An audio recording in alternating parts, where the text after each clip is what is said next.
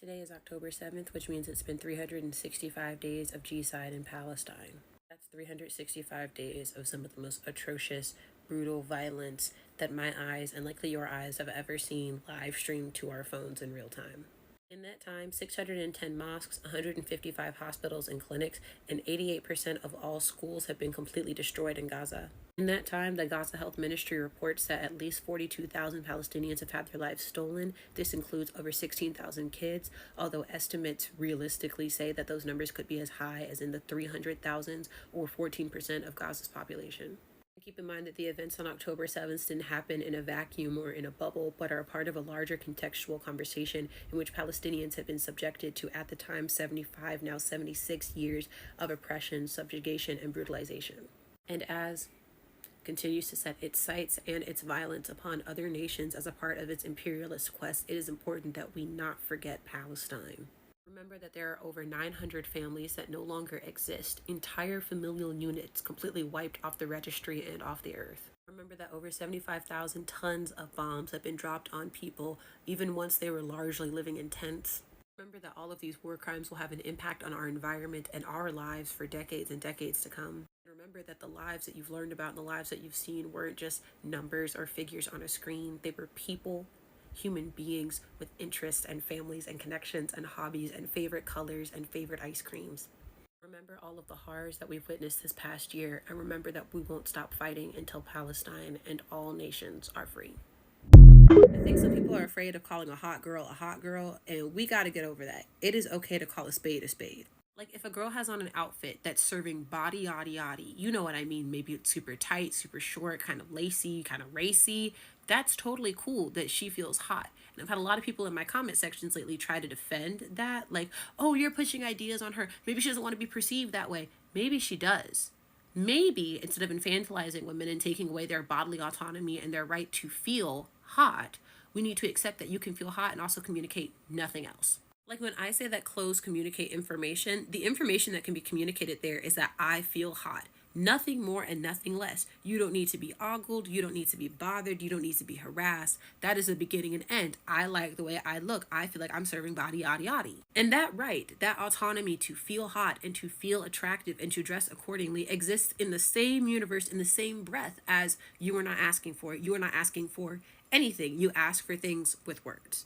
And I think as people are rightfully trying to push away from the, well, what was she wearing? She was asking for it kind of conversation and rhetoric, as we should, they're unintentionally taking away women's right to feel and to just exist as hot. The amount of people I've had defending like super tight lace dresses as, okay, well, maybe they're just comfortable. Babe, I know that wearing skin tight lace for hours is uncomfortable because I've worn skin tight lace. It's not comfortable. I did it so I could feel hot, and that's okay.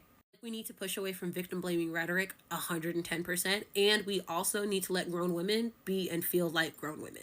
Like, the two have got to coexist. Because as a current hot girl on hiatus, if I see one more person trying to defend hot clothes as not hot, they're just comfortable, I'm going to lose it. The clothes are hot. I look hot, and that's okay. Don't bother me. Don't talk to me. I'm not asking for nothing. But I look hot. The end.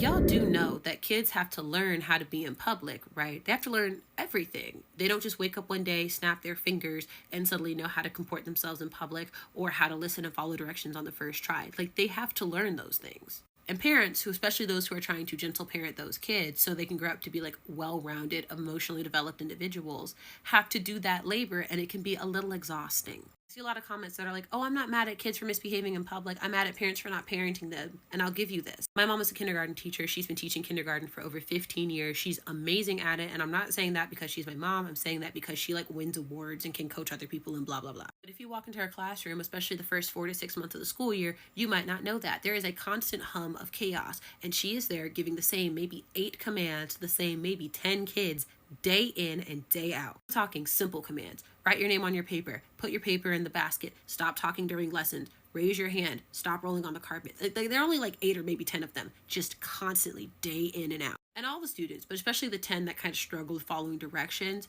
take months And I literally mean months to really get these commands down. Until then, they're loud, annoying, disruptive, and a lesson that should take her maybe 10 minutes takes her 30 every time. She is amazing at what she does, and yet even still, sometimes her classroom just sounds like a zoo. It's overstimulating that I can't be in there, and I grew up in that classroom. A child learning anything is messy and time consuming, and if it's done correctly, it might take a minute to learn, especially if you have a child who's a little bit more resistant to following instruction. When y'all say, I don't hate kids, I hate parents who don't parent, my question is, are you confident that that parent is not parenting, or are you making an assumption on their parenting based on a 45 to 60-second interaction where you pass an annoying child? These kids will try to wear you out, and it doesn't mean you don't love them, they don't love you, or that they're misbehaved, or that parents aren't doing their job. That is the stage of life that they're in, and that is okay. Sometimes you're going to pass a kid in a messy moment. It is what it is. The Waffle Houses on the coast of Florida are closed, and this might have come across as like a funny haha, or you might not know what it means, but you need to know this is not a joke. This is a serious thing. While there are lots of places that are generally always open, Waffle House is one of those places that's genuinely always open. And so when it's not, it's an indication that something is wrong. And that's come to be known as like the Waffle House Index. When things are good or green, it means that Waffle House is up, running, and serving a full menu. That means the lights are on, they have access to power, everything is fine. If Waffle House is serving a limited menu, like eggs, bacon, and some coffee, they likely don't have a lot of power, they don't have a lot of access to food or the supplies that they need, but it's enough that they can get by. That usually means that the damage in the community is like moderate. If Waffle House is closed, not open, not running, it means that they're likely experiencing or will be experiencing severe damage. The functionality of the Waffle House is a good indicator on how a community is doing in the wake of a natural disaster. If Waffle House, a 24/7 hub for people to gather and for people to get food, cannot function, then that means that the community likely also does not have access to power, resources, and supplies. And this is a legit thing. Waffle House partners with FEMA. The Waffle House Index is a legitimate logistic indicator on how a community is doing or plans on doing. If a Waffle House is closed, meaning that the supply chain has broken down, they have no access to gas, no access to power, then the storm will be bad. The government should be evacuating its citizens. It shouldn't be up to people who are largely working paycheck to paycheck, to try and figure out how on earth they're going to evacuate or risk their lives not doing so. Hurricane Milton went from a Category 1 to a Category 5 in like a day. The eye of the storm is so small you can barely see it. It is on track to be one of the worst storms on record on this side of the planet in history. State officials are literally telling people that it is evacuating or it is their life, and people are staying to wait out this catastrophic storm. And they don't have a choice. They can't afford to leave. They've recently paid rent or paid off bills and don't have the money to. The hotels are booked. The planes are booked. Price gouging is going out of the wazoo. People don't have the accessibility to leave. People who are disabled, people in prisons cannot leave. It's a mess. As climate change continues to get worse and worse, this is going to be a reality that many of us are going to have to face. It is not as simple as just getting up and leaving. It takes a plan, it takes money, it takes resources. You have to have a place to go, especially if you have pets or you have to leave those pets behind. These are choices that people should not have to make. Our officials should be prepared to evacuate their cities in case of an emergency, especially in the wake of this climate crisis. As the horrors that are facing Florida are currently breathing down all of our necks, and people are gearing up to say, well, why didn't people just evacuate? Remember that the onus of staying alive shouldn't be placed on people, especially people struggling. It should be on the government officials that have failed us at every single given turn. Okay, sure. So if it's my job to take care of me and mine, it's my job to make sure I evacuate, then you're going to make sure that we're all getting paid more than a living wage, right? So we can have money to not only survive in our day-to-day lives, so that we can have money stockpiled, so that we can afford to evacuate in case of an emergency. We're going to make sure that's taken care of, right? That's not going to happen. Then the cost of things like plane tickets, hotels, even gas, isn't going to skyrocket because of an event, right? So that I can afford on my measly funds to possibly evacuate, right? They're not going to price this out if it's my job to take care of me. And there are going to be a lot of places I can evacuate too, right? Like if I don't have friends or family that I can crash with, then there are going to be places that I can take me and my family and even my pets, so I don't have to sleep in my car, which isn't legal for more than like a day in a lot of places. I'm disabled. That means that there's going to be some type of aid or assistance that is accessible and readily available, that I do not have to hunt down, that is not going to cost me an arm and a leg to get access to help me make sure that I can evacuate since I have a disability, right? right? Since it's my job to take care of me, there's not going to be like a roadblock in making sure I can do that. Incarcerated and I can't leave under any other circumstances, this is going to be the one time that they're going to release me so that I can go ahead and get somewhere safe. They're not going to trap me in that prison in a cell where I can drown, right? Right? Since it's my job to take care of me, right? All the money that I've been putting in towards taxes for my entire adult life are going to be used to support me in these endeavors, right? Since I'm putting money into this thing should be there to help me, and that money shouldn't be going to other countries, funding their wars and funding their violence and speeding up the climate change that has now put me in this scenario, right? Right? My money is going where I need it to, right? Since it's my job, right? Yeah, I didn't think so. If you're going to have a government, if we're going to continuously pay funds into the government, into people in positions of power, then those people in those positions of power should be doing everything possible to keep people alive.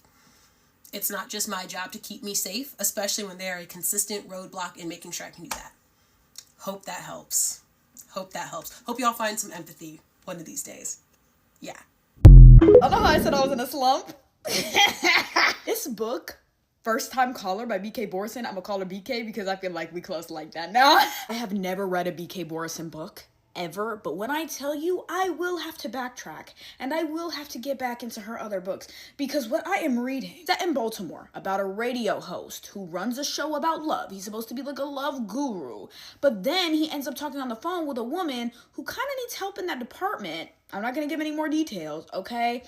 But the love story that came out of this, yeah, it's doing it for me. BK, where have you been? Where have you been all my life? The banter between these characters, I don't even want to say chef's kiss, whatever is above. That's what it's giving me. Dare I say we're in the first stages of exiting this slump? Dare I say, let me not jinx it, but dare I say it though. Touch her and you die as a trope makes absolutely no sense unless you're in a fantasy book, because what do you mean touch her and you die? You are a businessman. You will go to jail, and what about me? Prison time is very real. You can't just go around killing everybody because they talk to me sideways. You don't have a weapon. You have a briefcase. Let's go back to the drawing board. Let's come up with a better threat. Outer Banks Season 4 comes out tomorrow, and I understand that Rafe Cameron is a bad man. Okay, I know that. I understand that. But this man needs to do one singular good thing. He's not just a villain. He's a villain with absolutely no positive attributes. If I, for a fourth season, have to watch Rafe Cameron be the villain of all villains, I don't know what I'm gonna do with myself. Like, in season 3, maybe we'll give him when he was stuck with Kiara, and he was like, let's be in this together. But that was inherently selfish.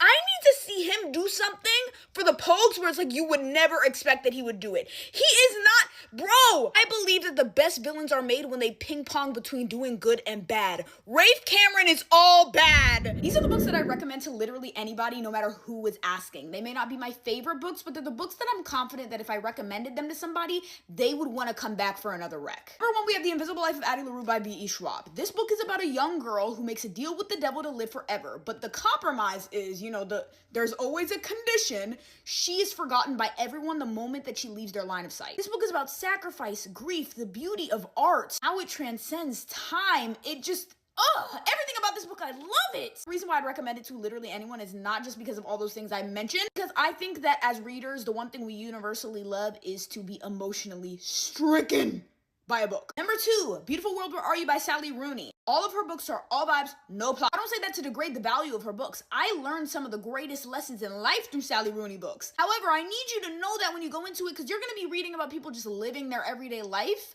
but the lessons that you're going to get out of it, chef's kiss. Being in your 20s and 30s and navigating a world that is always falling apart and trying not to delve into an existential crisis every single time. What are your places in this world? What are your opinions? How strongly do you stand by them? How do we thrive instead of just survive? Like, these are all of the things that she's playing with in this book. The characters are equally relatable and infuriating, so just prepare for that. I'd recommend her books to literally anybody because I think everybody has a lesson to learn from Miss Sally. Number 3, John Green's The Anthropocene Reviewed. One of the only books that's a collection of essays that I will go back to. I think John Green has the same grasp on humanity and the human condition that Andrew Garfield has. Feels like when everyone else's prefrontal cortex stopped developing, theirs just kept going. They've transcended. This book is kind of a memoir to me. I know it's not really a memoir because it's just supposed to be essays about a human-centered planet, but we learned so much about John and his life and his relationships and just everything that I feel like this book was just such a beautiful balance between the personal and the universal. 4, we have One Italian Summer by Rebecca Searle. Some people are gonna disagree with me on this, but I'm gonna stand in my truth. It's about a woman who recently lost her mother and decides to go on her mother-daughter trip that was previously planned to Positano, Italy. When she's there, she runs into her mother in the flesh. This is magical realism. It has a touch of romance. It's so sweet. It's so heartfelt, but also I'd recommend this to anybody because I think everybody needs to be reminded to hug your mom if you can. Number 5 is Just Last Night by Vari McFarlane. This book changed my life definitively. It follows 4 friends who one night experience the unthinkable together. They are collectively grieving. Our main character Eve is trying to figure out what the heck to do with her life after this incredibly heartbreaking thing just happened. Through that, she ends up reconnecting with past people, perhaps enemies. Hello? This is such a beautiful story about forgiveness, not always judging people based off of your first impressions of them, and so much more. Honestly, same vibe as One Italian Summer. I like this one more, but both remind you that the relationships in your life may feel permanent, but they are ultimately fleeting. Number 6, we have The Ministry of Time by Callie Ann Bradley. I ate this book up. It's about a government agency that discovers time travel and then is bringing people from the past to see how they can survive in modern day. Our main character is in that government agency and she develops a relationship with one of the expats. That's what they call the people who came from the past. This is a beautiful love story, but also has really good commentary on colonialism. And lastly, my baby, Emily Henry.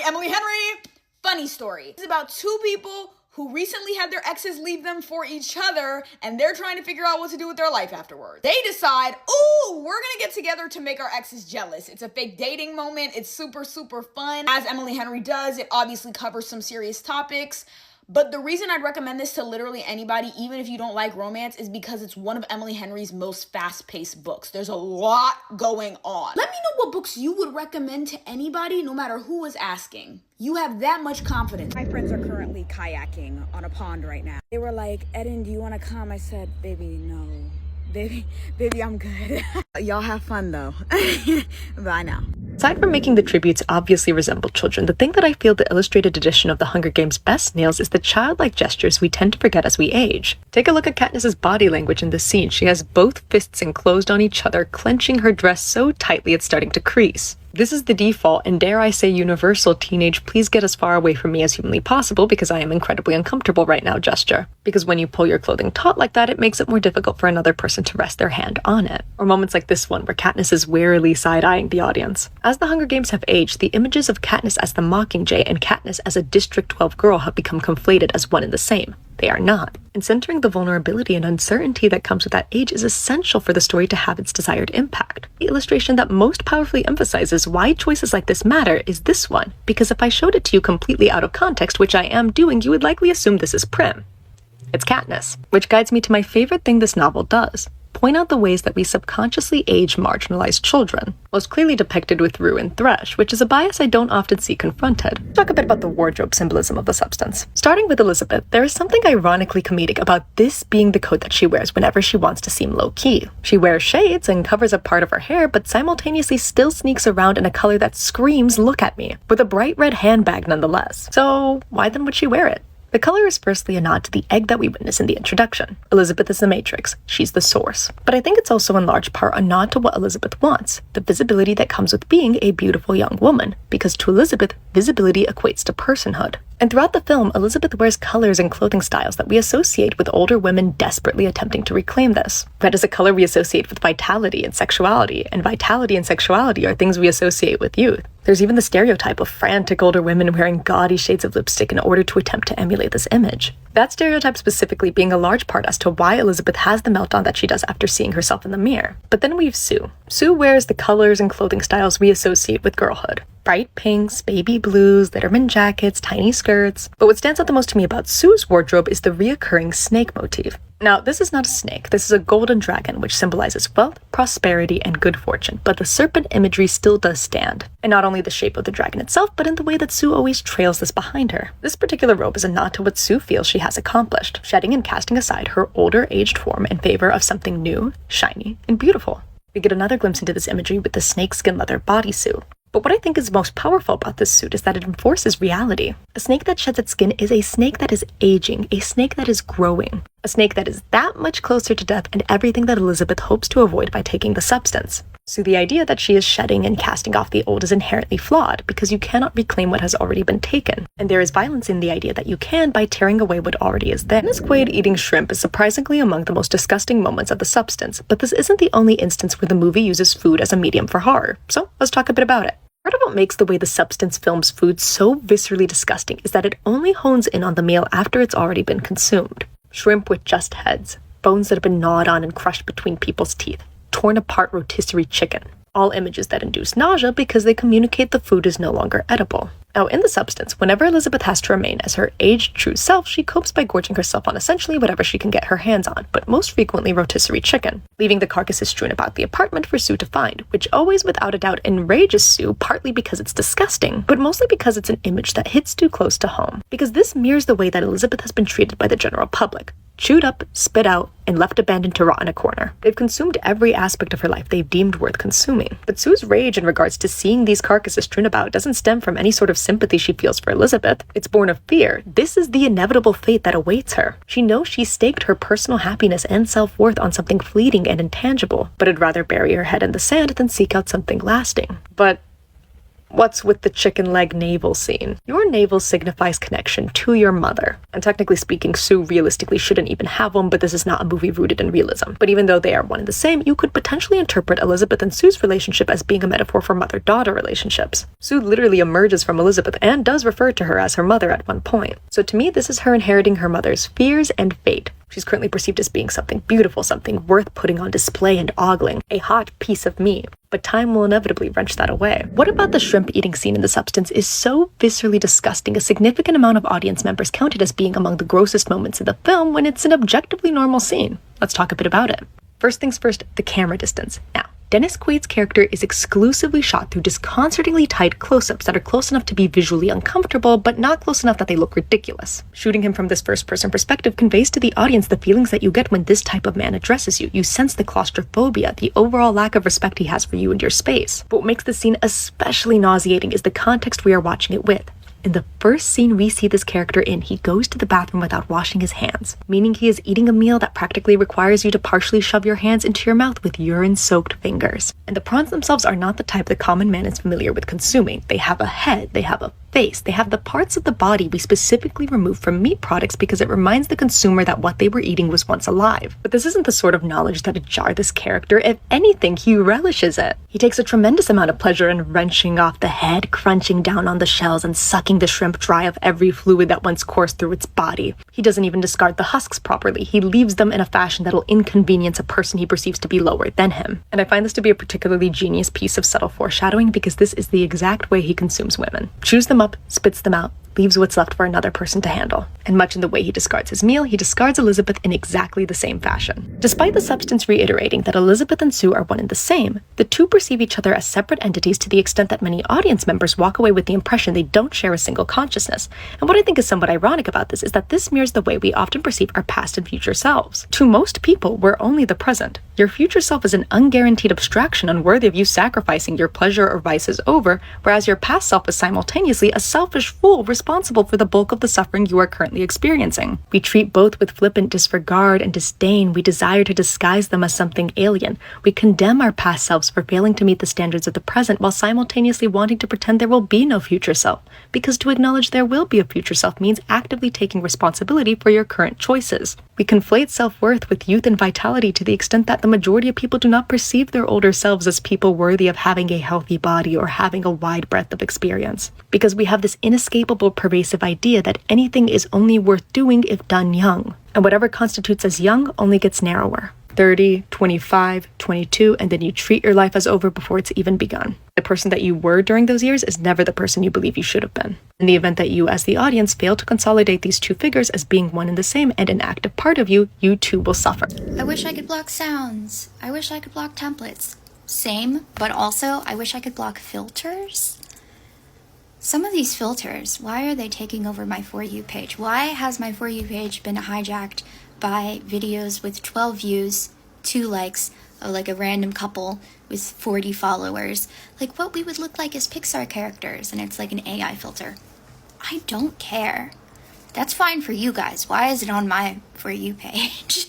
But like now, within the past 48 hours or so, the new one is we're bringing back the one with like men at a table, right? But now the framing of it is like, it took me this long to find 6 men that I would trust with my drink. Okay, whatever. My actual question is, why are so many of you including Chris Pratt on that list? Have we been on different internets for the past decade? What? You should not be trusting Chris Pratt with your drink. Okay. Oh, it took me 45 minutes to find 6 men I trust. Okay, keep looking. I am honestly feeling so betrayed right now that none of you told me to watch Heartstopper. Because I finally started watching it yesterday. I'm midway through season 2, and I'm gonna cry because they are the sweetest, most wholesome little angel babies. All of them. Literally every single one of them. And this show has me sobbing. It's so wholesome. What are you talking about? Like, it's just the most beautiful representation of, like, queer teenage love. They're in Paris right now. Nick just came out to everybody at the party. And now the two teachers and the one who didn't realize he was gay until later in life, and they're having their sweet little moment and being vulnerable. I love this show. What the heck? What a beautiful healing thing for like queer adults to get to watch. Even me, I'm a queer adult. I'm 26, and this is healing for me because gay marriage wasn't legal until I was midway through high school. I feel like the kids now don't realize that. I am 26, and I was midway through high school when gay marriage was legalized. And now this show exists for kids who are in high school now. I'm so happy for them. Nick is the bisexual representation that I needed when I was 15. And I'm just really happy for the kids now who get it. On the Gulf Coast of Florida for 12 years, and the place that I lived is currently in Hurricane Milton's path. And I want to talk to all of the people of the internet who are about to be really annoying and start victim blaming in people's comment sections of how they should have just evacuated. There are so many logistical issues that prevent people from evacuating in a normal year, but also Hurricane Helene literally just hit the south. So even ignoring all of the normal issues, just evacuate. To where? To Georgia? To North Carolina? To Tennessee? Do you think they have hotel rooms? Or do you think maybe those hotel rooms are already filled by climate refugees from South Carolina? But no, okay, let's go through the normal stuff, right? Just evacuate. Florida has 22 million people in it, and it's shaped like that. Everybody has to go the same way to get out of the state. There's no scattering.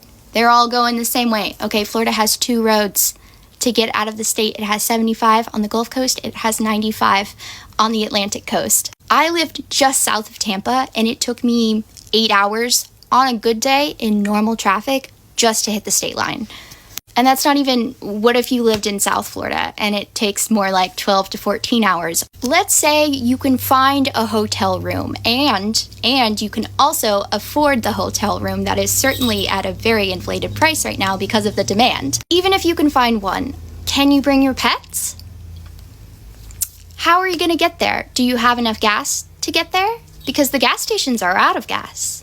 What if you live in South Florida, you get halfway to the border, and then you run out of gas and you're stuck in your car?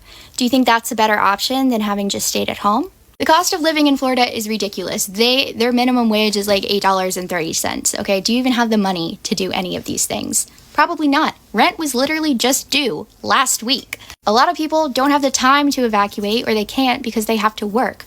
Oh, a job isn't as important as your safety. Okay. Yeah, but think about what's happening right now. A bunch of people are trying to get gas. They're trying to get food and water from the grocery stores to prep for the storm. What about the employees who work there? Do you think they should just leave and quit their jobs and say, fuck it, my safety is more important? what do you think is going to happen to all of the people who need to buy those resources? Now, I am not saying that people should just say fuck it and stay directly in the path and not do anything to make themselves safer, okay? That's not what I'm saying, because that's not what people are doing. You guys act like that's what people are doing. That's not what's actually happening. It is not easy, and it is not always possible to just evacuate. And I'm gonna need you guys to shut the fuck up, because you don't know what you're talking about and you sound like an asshole. The internet hates nuance, and I spoke very generally in that last video, so let's expand on this a little bit. To be clear, I am very pro evacuation. If you are in a mandatory evacuation zone, get out of there. But what I am saying by just evacuating isn't that simple. I am talking about the people who are going to see others who are suffering the damages of the storm, and because they don't fall into what their idea of the perfect hurricane victim is, are going to blame that person. And that's just, it's so much more complicated than that, for all of the reasons that I stated in my last video, but also like on a more local scale. The hurricane maps, like, you have a zone, so you look up your address and see which zone that you're in for the storm surge and that type of thing, which is what the evacuation orders are being based on. But I don't think people realize, like, you can literally be just a couple streets away from each other, and somebody might be in a mandatory evacuation zone and another person might be in the clear. So again, what I am talking about, I'm very pro evacuation. If you can get out, find a place to make yourself and your family safe, okay? Go to a shelter. But when people inevitably are affected more deeply by the hurricane than they could have anticipated, or maybe they did anticipate and still weren't necessarily prepared in every single way that they possibly could have been if they had unlimited resources, that doesn't mean they don't deserve your empathy. Okay, they are still victims of a natural disaster. That is not the fault of any individual who resides in its path.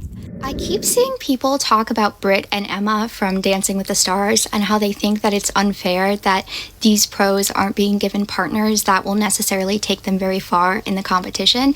And I know this is coming from a place of kindness on behalf of the pros, but I want to explain why that's happening, because it's not for the reasons that you think. I've been a longtime fan of the show for like 12, 13 years at this point.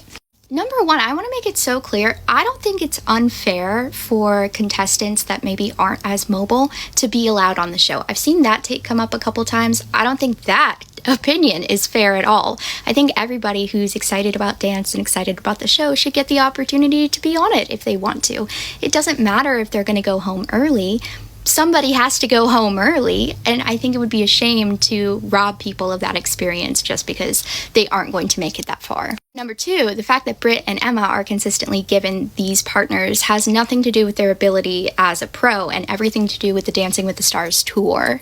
Emma specifically has been a pro for a long time, and she has actually won the Mirror Ball before, but she is a huge, like, one of the main organizers of the tour. So if you don't know, the Dancing with the Stars tour happens between seasons. They take a bunch of the pros and the troupe and a few of the contestants that were like fan favorites who have the time in their schedule, and they go on a national tour to perform some of the dances from the show, as well as some pro dances, all sorts of fun stuff. Emma does so much of that organizing, and I believe within the past few years, Britt has also become a large piece of getting that together. So it makes sense for these two people who need to start planning a tour midway through the season to be given partners that aren't likely to make it past that midway point. It's just a very natural way for them to be able to shift priorities mid-season to do their jobs. It's not a punishment for them, okay? We all know them, we all love them, they're very talented. Not to say that pros haven't been punished with bad partners in the past. I feel like Sharna might have some things to say on that topic, but it's not happening in this case. So glad that there are so many new Dancing with the Stars fans this season. I've been watching for 13 years, but guys, I need to talk about some of your opinions on the judging. The number of people that I've seen say that Derek is being too harsh. Guys, you wouldn't have survived Len Goodman. May God rest his soul. I love that man so much. I do miss him. He was always my favorite judge. But if you think Derek is too harsh, if anything, Derek could stand to be a little harsher. You need a balanced judge panel, right? Like they always have kind of three archetypes that they fall into. You have the harsh judge, you have the nice judge, you have the wild card. Derek replaced Len as the harsh judge, but he's not even a harsh judge. And you guys are still saying that he's being too harsh? Guys, it's a ballroom competition. I have been seeing people say that Riley and Steven are being underscored. Don't get me wrong, they're one of my favorite couples this season. Fully disagree. I think they are being perfectly scored. I think literally everybody else is being overscored. I know it's hard because people don't want to hurt anybody's feelings. They want everybody to do well. They want people to get high scores. But honestly, padding the scores too much in the beginning is actually really discouraging later on in the season for the dancers and can actually hinder their progress. Because what you see happen is by week 2 and week 3, they're already getting 7s, 8s, maybe even a 9 here or there, and they're feeling really good about themselves. But then as the competition goes on, the competition's going to get harder. They're going to be getting better, but because the judges have to be pickier, their scores are going to stay about the same. They're going to plateau really early, and that can be so discouraging to the dancer that it can hinder progress because they're not getting the dopamine rush of seeing a numerical value that's proof of their improvement. Now, I actually don't think there's anything wrong with padding scores a little bit for older contestants or people who maybe don't have great technical dance ability but are really fun to watch, because that makes for good television. I think there's a place for that. Carrie-Anne more than makes up for that. But there were people with their whole chest actually saying that Reggie should have had higher scores. Guys, I love Reggie. I love him so much, but the scores that he was getting were already the padded scores. If they were being realistic about his dancing, he would have been getting 2s and 3s. But back to the judging archetypes, Bruno is the nice one, okay?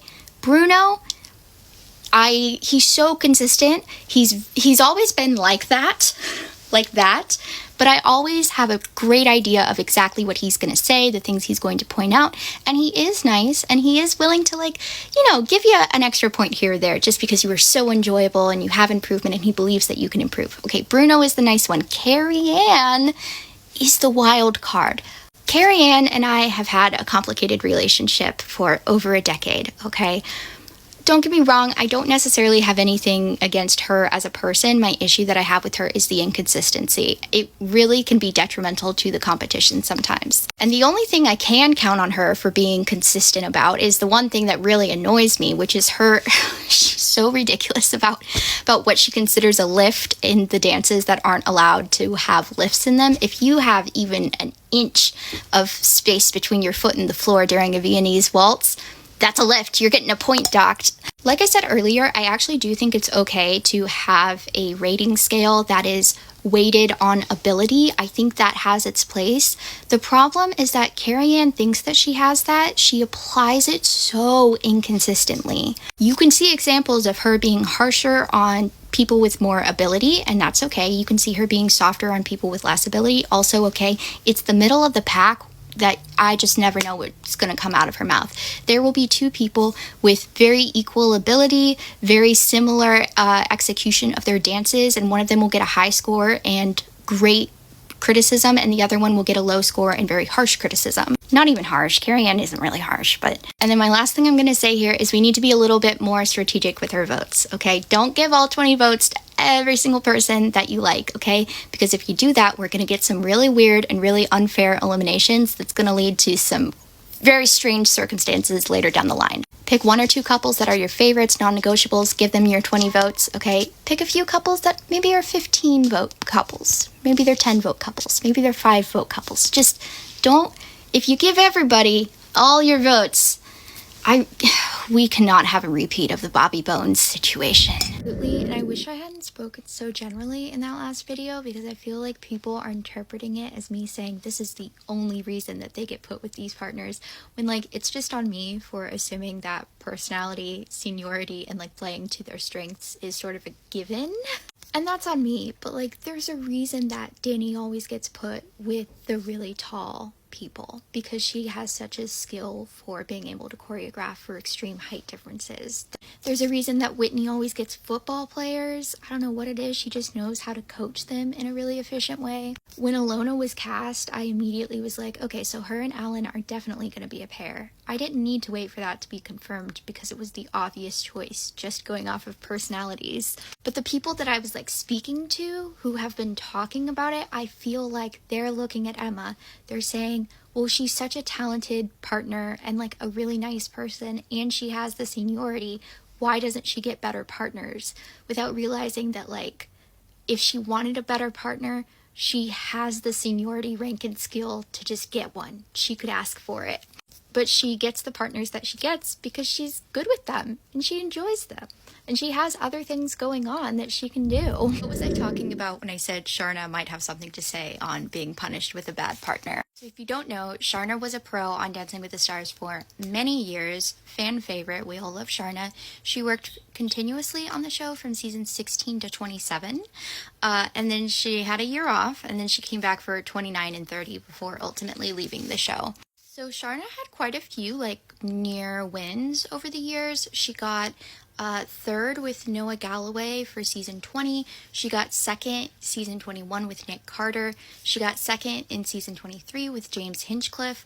I loved that pairing, by the way. I kind of almost wanted James to win over Lori. Oops, maybe that's controversial. Okay. She got second with Josh Norman in season 26. And then she had Bobby Bones in season 27. Bobby Bones is probably the most controversial winner in all of Dancing with the Stars history. In fact, I'm comfortable saying that he is the most controversial winner. The reason being that he should not have won. And that has nothing to do with Sharna, and everything to do with the fact that Bobby Bones just wasn't like the best dancer. He plateaued midway through the season, and he just wasn't nearly at the level that the other people in the semis and the finals were at. There were a few really awkward eliminations where it was so clear that he should have been the one to go home based on ability, and then he didn't. So Bobby Bones has a radio show based out of Nashville that has a huge listenership. So while he was on the show, he was still doing the radio show, and every single week he was telling all of the people who listened to him on the radio to vote. So I wouldn't say that's like uncommon to be like talking to your audiences and encouraging them to vote even if they're not watching the show. But just the reach that this man has as a radio host was insane, and the people listened to him. And he actually ended up winning the Mirror Ball over much more deserving couples. To give you an idea of how big of a discrepancy it really was, Sharna's average score for season 30 with her partner, where they got 13th place, was a 24.8. Meanwhile, Bobby Bones, who won the show, Sharna's average with him was 22.8. That's lower. That is a solid 2 points lower than somebody who got 13th place. So that was like a really, really awkward finale, and kind of everybody was like, what is happening? But of course they won and like are trying to celebrate, and poor Sharna, she's had so many like near misses, and she finally won, and yet this is the one where nobody was rooting for her. I mean, people were, but it wasn't show watchers, right? It wasn't people who cared about dance. It was people who cared about his radio show. So that was season 27. She was not asked back for season 28. Then she did come back for season 29 and was paired with Jesse Metcalfe. Sharna has spoken repeatedly about how he was the worst partner that she ever had on the show. We don't have the exact details of what he did, but she openly speaks about how it got to the point where she literally could not be in the room alone with him because she didn't feel safe. They got voted off pretty quickly, and then she was invited back for season 30, where she was partnered with her now real-life partner, who they have children together, Brian Austin Green.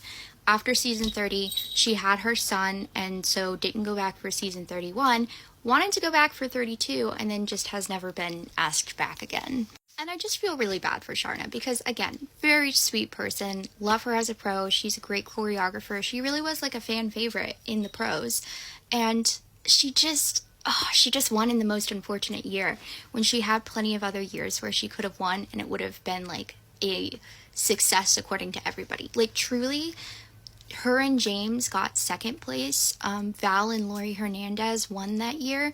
I honestly was rooting for James over Val and Lori because they were pretty much equal in like ability by the end, but James had started with like zero dance background and Lori had some to begin with because obviously she's a gymnast. So yeah, just really unfortunate for Sharna, and really weird year for the show. Actually, you bring up a good point, because speaking of a mobilized fan base, I forgot to add this in that last video, but part of the reason that Bobby Bones was so successful was his fan base, and not just because he had a large one, but because of the nature of it. He is a radio host with a national show, and radio as a format, literally the way that people communicate with radio hosts is to call in. People who are fans of radio shows call in for things all the time. They're calling in for concerts to try to win things like that. They're literally already used to this person telling them to pick up a phone to do something. Also, for clarification, this was still a point in time where the way that you voted was to actually call in. I think maybe by that time they had an online voting option as well, but there was no texting to vote. It was you picked up the phone and you made a phone call until you hit the automated system saying that your vote had been recorded. So of course he was really successful when he's telling them, hey guys, don't forget to vote for me, even if you're not watching, like, you can vote during these times, which again is not like unfair of him, but it's just he was a little too successful, and his success with that side of the show did not match his dancing. He was not a good dancer. Was he terrible? Not necessarily. I think he was fine mid-show, but the fact that he made it to the finale, I don't necessarily think that the judges should decide the ultimate winner, because it's not they have decided to make the format of the show not just be a technical ballroom competition, right? So we can't treat it like a technical ballroom competition at the very end. It's always been a like holistic type of competition. You need to be good at dancing and you need to win the audience over. That said, I think the judges should be weighted way more in that decision of like who moves on, who wins. I feel like right now it seems to be pretty 50-50 between like judges' scores, audience votes. I think it should be like 80-20. By talking about why Bobby Bones' win was controversial when he won Dancing with the Stars, I have accidentally mobilized his fan base to be sending me hate. They're coming into my comments in swarms, like tagging him, being like, it's okay, we know you're the real winner. So I had to block him because like, why are you bringing him into this? All I did was talk about why it was such a controversial win, which it was, because objectively he wasn't the best dancer. And literally that season and his progression over it was so strange that they ended up changing things so that it wouldn't happen again. I never said he did anything wrong. I'm saying that it ended up so that they changed the system because it wasn't working anymore. And there's another weird offshoot of people who think that I said Lori Hernandez didn't deserve to win. Not what I said. Literally all I said is I was rooting for James. I didn't say she didn't deserve it. I didn't say she shouldn't have won. I said I really wanted James to win that season. I didn't realize that the Dancing with the Stars fan base was going to be so reactive. One thing I will never get over is how dramatic babies are. And I'm not talking about like they're so manipulative, they're so attention seeking, blah, blah, blah, because that's weird. But like, can't control my face, can't control my emotions, can't control my strength. Dramatic babies. Whenever my daughter's sad, she hits us with the saddest girl in the world face, which is exactly what it sounds like. She's frowning with every single muscle she has to offer. I mean, eyebrows furrowed, lips in a full-on pout, mouth turned downwards like a little cartoon character. It's precious. It's very sad, but it's precious. Or like when she's hungry and she knows a little milk is coming her way, eyes get all wide and bright. She's grinning, mouth open, head bobbing towards me. Yes, ma'am. Mm-hmm. You want to be in this one? Right. She does that. She talks like that. Yes, ma'am. Yes, ma'am. At full volume. Right. At 3 o'clock in the morning. Because not only does she not understand time, she doesn't understand volume. She laughs with her whole body, except she can't laugh, so it comes out as a cough. But she's just grinning. Or like when she only wants to be held by me, she will scream, and I mean screech, like somebody bit her, until I come pick her up, and then she just chills out. My dad calls her a faker. She does it so often. Like, babies are all feeling, no control, and I love it. I love it. I love them, and I will miss the days where they're so dramatic that their yawns suck up all the oxygen in the room. I love it. I personally will always have sympathy and empathy for the people who are in or are leaving toxic and or abusive relationships. Because while a lot of people are like, it could never be me, I leave after the first red flag.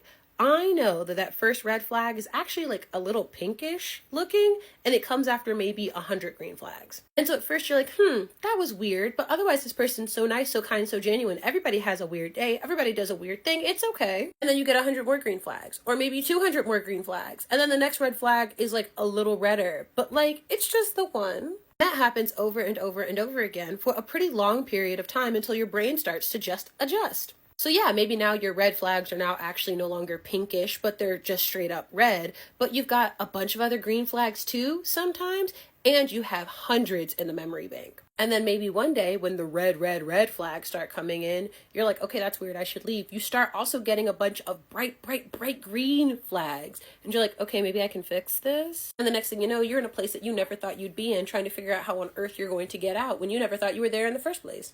And your brain, that doesn't want to experience heartbreak and is also attached to all those green flags in varying shades, doesn't want you to leave either. And I get this because today I have on skinny jeans for the first time in well over a year because I was dating somebody who didn't like to see me in skinny jeans. And when I put them on today, I was like, oh my gosh, my skinny jeans, yay me. And then I was like, how did I let that happen where I let somebody convince me not to wear pants that I love? But that didn't happen overnight. Nobody came in swinging and was like, I don't like you in skinny jeans, so I just changed. That came over a history, a period of time, and a series of green flags, pinkish flags, reddish flags, bright green flags that led up to that moment. And so me and my skinny jeans will continue practicing empathy for the people who also find themselves in that situation. Because surprisingly enough, it could easily be you. As if you could outrun me!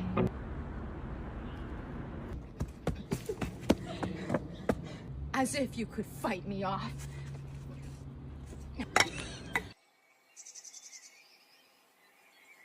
You're beautiful. Beautiful. This is the skin of a killer, Bella. I can't read your mind. Now I'm afraid. And so the lion fell in love with the lamb. I don't like sand. It's coarse and rough and irritating, and it gets everywhere.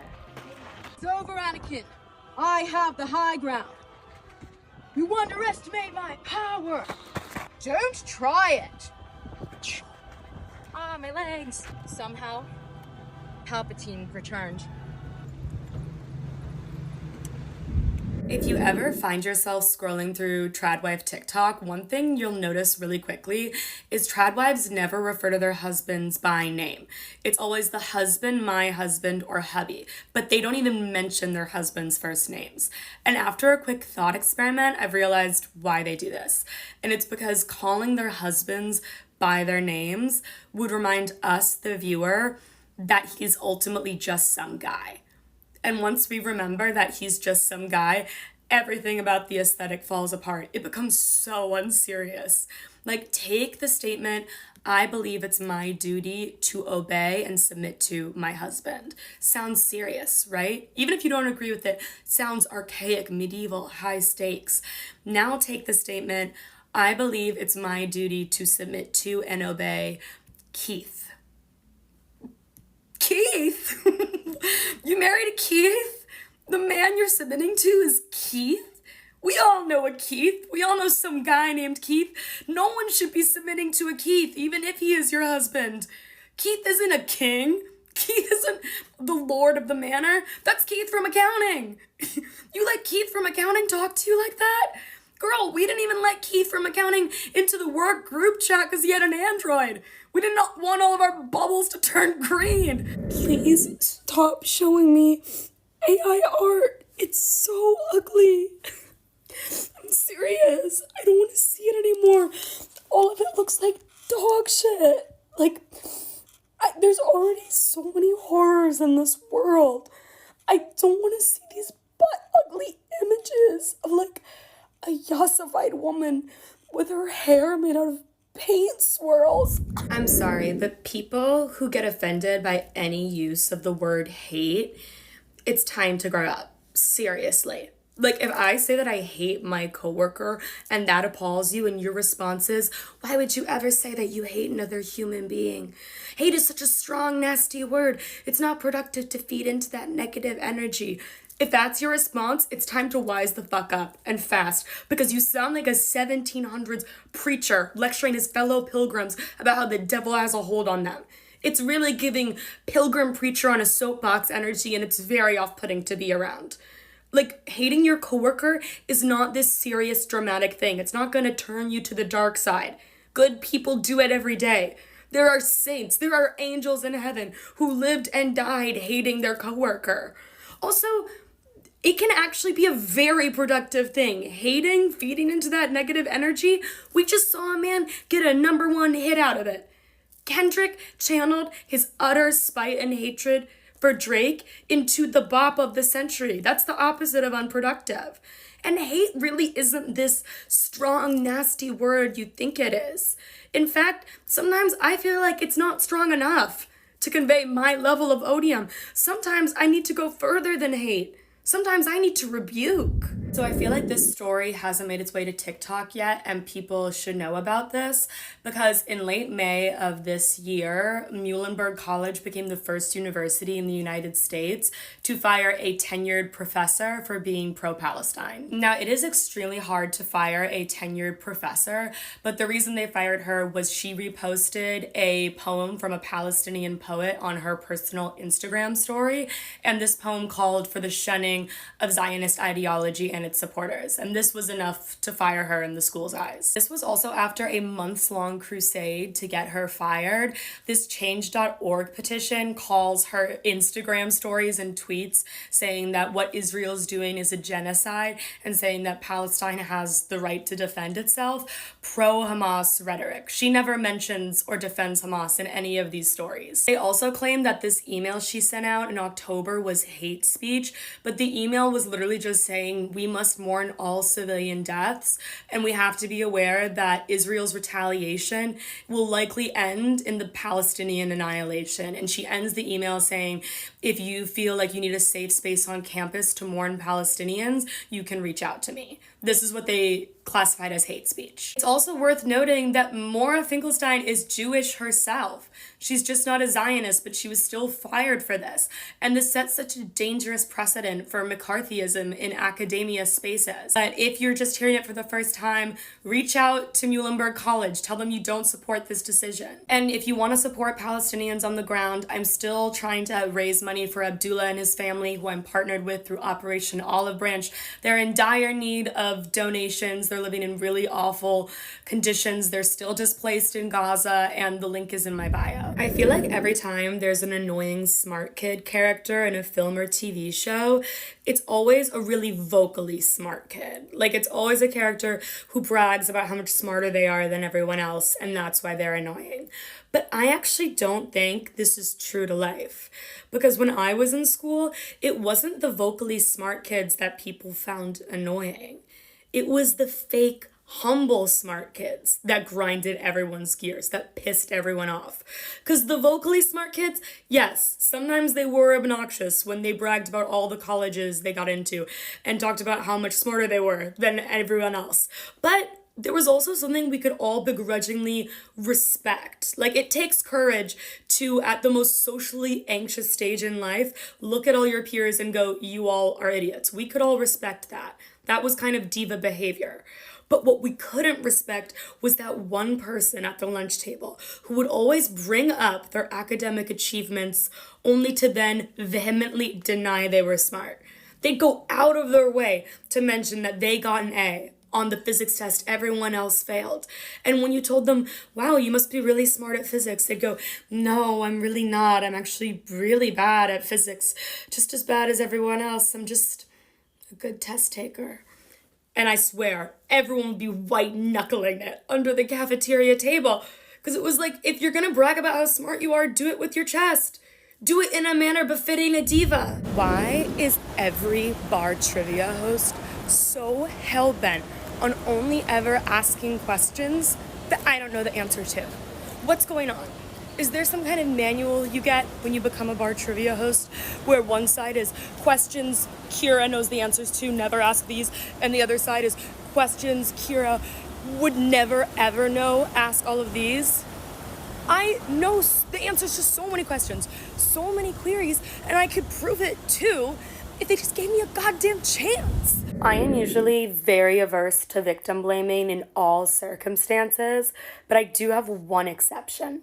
Because if you attempt to raise a wild, exotic animal as a pet, and that animal ends up attacking you, that is on you. I mean, that is seriously an Aesop's Fable-ass series of events. Like, believing that you have the power to change a wild animal's innate nature only to fall victim to that animal's innate nature, it reads like a folktale. It reads like a myth. That's not the kind of shit that happens to victims. That's the kind of shit that happens to an anthropomorphic frog in a children's fable to teach kids a valuable lesson about hubris and respecting nature. You can't be making those fable level errors. You can't be making those miscalculations. There's no excuse. You can't be operating at Icarus level delusions of grandeur and not expect any consequences. Okay, so this is my impression of how I look when I am waiting at a crowded bar on a busy night to order a drink, and there's only one bartender, and I can tell they're moving as fast as they can, and I don't want to be pushy. I want to be really polite, but I also want them to see me. I want to make eye contact with them so they clock that I'm there because there's a lot of people around me. I don't want to get lost in the crowd, and I don't want someone who came after me to order before me because they were more pushy than me. But I also want the bartender, when they acknowledge me and give me the nod, to see that I'm waiting patiently because I think that that will increase my chances of me getting served quicker. This is my impression of how I look in that moment.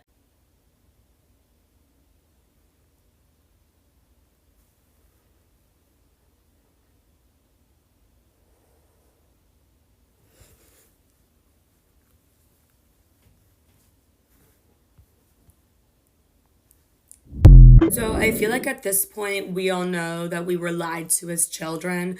We all know by now that it was never illegal to turn on the little rear view mirror light in the car. Our parents lied to us. They just told us it was illegal so we would stop fucking with the light. We were being annoying and they wanted it to stop. And I feel like we all know this and we've discussed it as a collective. But one thing we haven't discussed yet is just how impressive it was that an entire generation of parents was able to be in on this lie and keep up that lie for so many years. Every child was told this. Not a single parent betrayed the cause, let slip the great lie. They all stayed strong and loyal to this lie. And that's very impressive because they were given many opportunities to cross the picket line. Kids talk about what their mom says is not allowed. They tell other kids. Like after my mom told me it was illegal to turn the little car light on, if I was in another friend's car and their mom was driving and they started fucking with the light, I'd be like, my mom said that's illegal and really dangerous and the car could crash. And in that moment, my friend would turn to their mom. And their mom would be faced with a choice. And every single time, that mom would say, she's right, you know. It is illegal to turn on the car light. Stop and sit down. And I just have to say kudos. The other day, I was trying to explain to my friend who doesn't have any sensory issues what it feels like to get overstimulated and why when you're overstimulated, you can sometimes get testy and snappy. And they weren't really getting it at first when I explained, but the thing that finally made it click for them was me saying, you know how witches in movies can get really stressed out sometimes when there's either like a lot happening around them or they've just gotten an emotional bombshell and suddenly all the windows shatter from their telekinetic power, even though they really didn't mean to do that. They didn't even know they could do that. It's like that basically. And that's when they went, oh, okay, I get it now. Never go to a Broadway show with a friend who does musical theater. because they are ruthless and they will tell you their criticisms and they will ruin the show-going experience for you. You musical theater folk, you will find any nit to pick, anything to criticize, even the craziest things. Like the other day, I was at a show with my friend who does theater, and I thought the lead was killing her big ballad. But my friend turned to me and went, "She's flat." I was like, oh my God, who cares if she doesn't have big boobs? Also, we're in the balcony. How can you even tell from up here? Even if she did have bazookas, like, I don't think we'd be able to see them very well. They'd at least be blurry. And this was also The Lion King, which made it even stranger. Like, who cares if Nala is flat-chested? She's a lion. They're animals. And I called them out for it, and they tried to walk it back, and they tried to make excuses, but I'm glad that I stood up for Nala. She didn't deserve that body shaming. My hot take on America's Next Top Model is that I can't believe none of the contestants went on to be TV news anchors, or at the very least, correspondents. I feel like they'd be really prepared for that job. I feel like that's the job America's Next Top Model was actually preparing them for. Not model, TV news correspondent. Because as a model, you're never actually going to be expected to walk a runway against a giant wind machine or on water or dodging a swinging pendulum. But you bet your ass that CNN is sending Anderson Cooper into the eye of a hurricane every damn time. You better believe that when a hot war breaks out, Anderson Cooper will be live on the scene, in the trenches, on the battlefield. I swear, every time I turn on the TV, every time I turn on CNN, Anderson Cooper's life is on the line. He's dodging debris, flying trees, he's dodging shells and missiles. And what is he doing throughout? Keeping his composure and serving face. There is no dangerous situation Anderson Cooper can be in where he doesn't know his angles. And when I think about what could possibly be a perfect training ground for a job like Anderson Cooper's, it's America's Next Top Model.